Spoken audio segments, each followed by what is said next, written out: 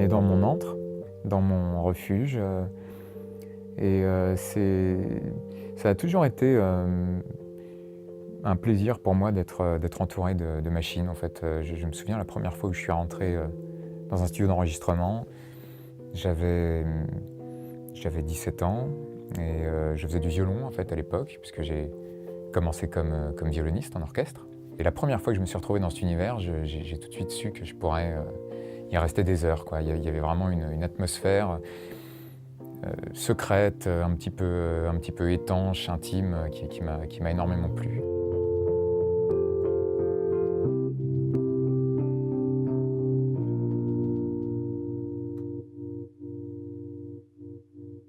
Il y a un grand besoin de solitude aussi derrière tout ça. Enfin, je sais que je ne pourrais pas concevoir la création artistique ou le travail musical sans me retrouver seul à un moment donné.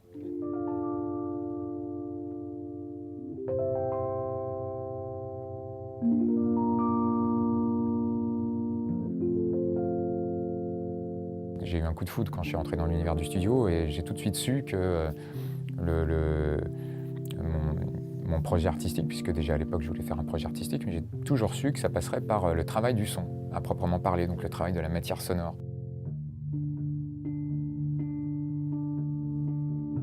Et j'ai ressenti le besoin de m'abreuver, de faire énormément d'expériences, de travailler avec d'autres musiciens et de passer par différentes phases, différents groupes, différentes formations, des sortes de tentatives, de brouillons.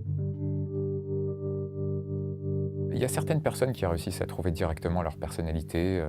Il y a des groupes comme ça qui arrivent en répétition et du jour au lendemain, ils ont déjà leur univers. Je pense aux Smiths, par exemple, où Morrissey explique dans son autobiographie qu'ils sont entrés en studio, qu'ils ont fait une première répétition et puis voilà, le groupe était au complet, le style était là, tout était là. Et ça, c'est extraordinaire, effectivement, mais alors c'est pour le coup pas du tout mon histoire. Moi, au contraire, j'ai dû vraiment prendre des petits chemins de traverse, faire beaucoup d'expériences et un petit peu à la manière d'un peintre. Moi, j'aime bien comparer ça à la peinture. La musique, c'est, je trouve, une recherche de goût, chercher voilà, ses couleurs personnelles, son style, et puis approfondir ce qu'on a en soi, essayer de creuser de plus en plus.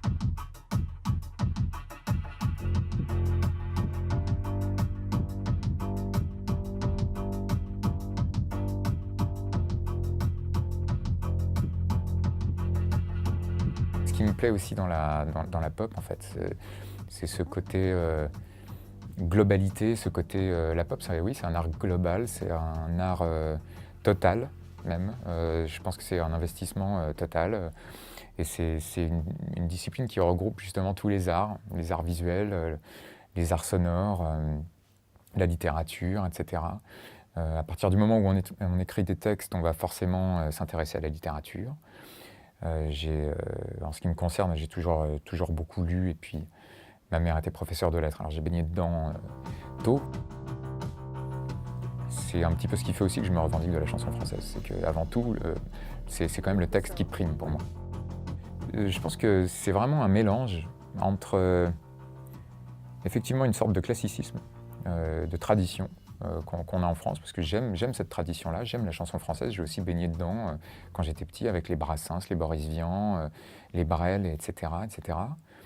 Et une recherche de production plus moderne et plus anglo-saxonne, en fait, c'est ça. Tous ces producteurs qui m'ont fasciné, évidemment, je pense à Brian Eno, Nigel Godrich, Daniel Lanois, etc. etc. Enfin, c'est autant de sources d'inspiration.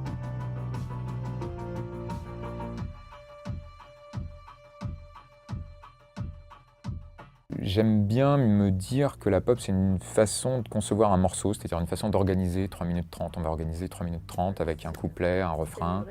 Voilà, c'est calibré, il y a des codes. Et le but, c'est de rendre ça efficace, d'avoir une espèce de rythme comme ça qui va emporter l'auditeur. Pour moi, un bon morceau doit pouvoir à la fois faire réfléchir et faire danser. Voilà. S'il n'y a pas les deux, il manque quelque chose.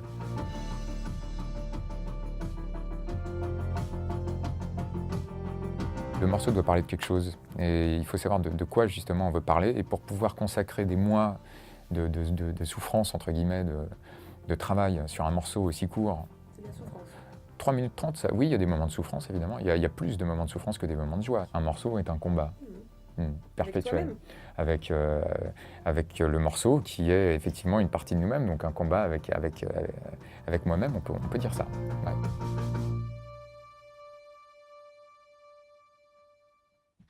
J'ai parfois besoin d'aller me perdre dans des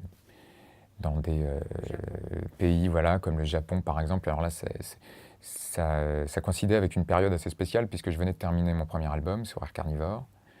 Et puis ce disque que j'avais fait en grande partie tout seul, je l'avais enregistré tout seul, mixé tout seul, produit tout seul. Quand je l'ai terminé, j'ai vraiment ressenti une espèce de grand vide. Et je me sentais assez perdu. Et j'ai eu besoin de me perdre concrètement dans un autre pays, dans une autre dimension, là le Japon, qui me fascinait depuis longtemps, en l'occurrence. Et ça m'a permis de rebondir. Tokyo, ça a vraiment été un choc absolu quand je me suis retrouvé là-bas. Donc j'ai vu comme un miroir de ma propre personnalité, en fait, on peut dire. Tokyo est comme mon cerveau, toutes de câbles entremêlés. On a comme une vision en négatif. C'est-à-dire que nous, par exemple, on va avoir tendance à, quand je dis nous, c'est les pays occidentaux, tendance à appréhender la lumière, par exemple, d'une façon très... au sens strict du terme. On va essayer d'avoir des appartements lumineux, on va essayer de sculpter nos intérieurs avec de la lumière, les tableaux aussi. Et les Japonais, au contraire, vont essayer d'utiliser l'ombre. Et dans les rapports humains, ils ont toute cette espèce de réserve. Et en même temps, derrière cette réserve, on sent qu'ils ont des personnalités très fortes, des traditions très très fortes. Et c'est comme comme en ébullition, en fait, derrière. Mais c'est caché derrière une espèce de façade, de fausse tranquillité. Il y a un morceau aussi dans Des ruines et des poèmes qui est lié au voyage, c'est Khéops. Khéops, c'était une expérience assez extraordinaire que j'ai eu la chance de faire il y a 2 ou 3 ans. On était parti avec un projet qui s'appelle Scan Pyramide. Et le but était de capturer l'acoustique de la grande pyramide de Khéops. Et donc j'ai pu me retrouver dans le tombeau de Khéops, littéralement seul, pendant une nuit, pour capturer cette acoustique. Je me souviens du silence qu'il y avait dans ce tombeau, avec justement cette acoustique incroyable, puisque c'est une pièce qui fait à peu près 10 mètres carrés et 30 mètres de hauteur, donc il y a une résonance incroyable. Et quand on sort, on retrouve les bruits de la ville du Caire, qui est une ville très bruyante, très vivante. Ça m'avait beaucoup marqué. Ouais. Et contraste que j'ai essayé de reproduire justement dans ce morceau. Ouais.